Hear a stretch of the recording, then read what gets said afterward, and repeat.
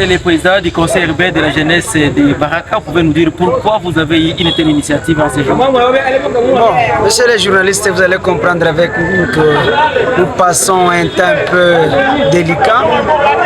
Il y a une insécurité grandissante dans la province et puis dans la zone est de la République. Donc là on va Nord Kivu et Sud Kivu et que donc nous comme la jeunesse, nous sommes censés vivre cette insécurité et rester ensemble chercher les mécanismes pour y parvenir. Voilà un peu ce qui nous a donné le goût et l'envie de pouvoir réunir la jeunesse aujourd'hui pour discuter par rapport aux enjeux actuels. Bien sûr, vous venez de le soulever, les enjeux actuels et les rôles des acteurs pour une garantie de la sécurité dans la ville de Baraka. C'est le thème que vous avez choisi. Pourquoi les choix de ce thème? Monsieur les journalistes, le choix de ce thème est motivé par d'abord l'insécurité que nous vivons. Alors nous sommes dans l'insécurité qui est grandissante et nous la jeunesse nous sommes là. Nous sommes appelés à vivre dans cette insécurité et chercher des mécanismes pour y parvenir. On n'a pas le choix, c'est une agression, le pays est agressé et puis nous la jeunesse, nous sommes dans l'obligation de rester ensemble, se réunir parce qu'on s'est dit avec une discussion qui est longue, j'ai eu la lumière, donc la jeunesse est dans l'obligation de rester ensemble, de chercher des voies et moyens pour parvenir, pour surmonter cette insécurité. Donc c'est ça vraiment la motivation du choix de cette thématique. Plusieurs groupes armés dans votre juridiction, peut-être c'est sa force, est-ce que ce n'est pas sa faiblesse?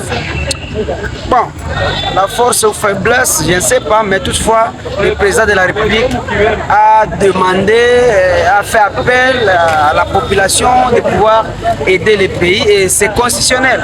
Dès lors que le pays est agressé, toute personne moyenne est dans l'obligation de pouvoir protéger le pays, donc c'est constitutionnel.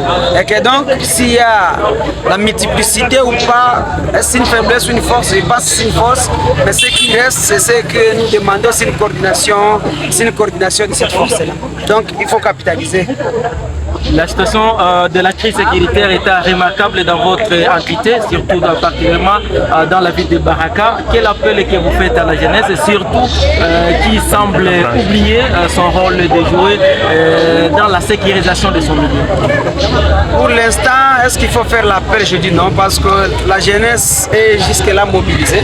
Les groupes que vous faites addition, c'est toujours la jeunesse. Donc je ne fais plus appel, je dis que nous constatons que la jeunesse est hyper mobilisée sans pour autant qu'on puisse faire un appel. Donc c'est juste à l'État congolais de pouvoir maintenant encadrer cette jeunesse qui a estimé soutenir l'État congolais.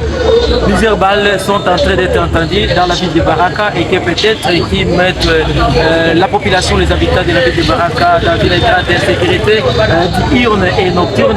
Qu'est-ce que vous pouvez nous parler en tant que président de la jeunesse? Jusque-là, la jeunesse reste calme. Nous savons que les autorités locales, le conseil local ou soit le conseil urbain de la sécurité travaillent là-dessus et pourra nous donner des conclusions un peu fiables quant à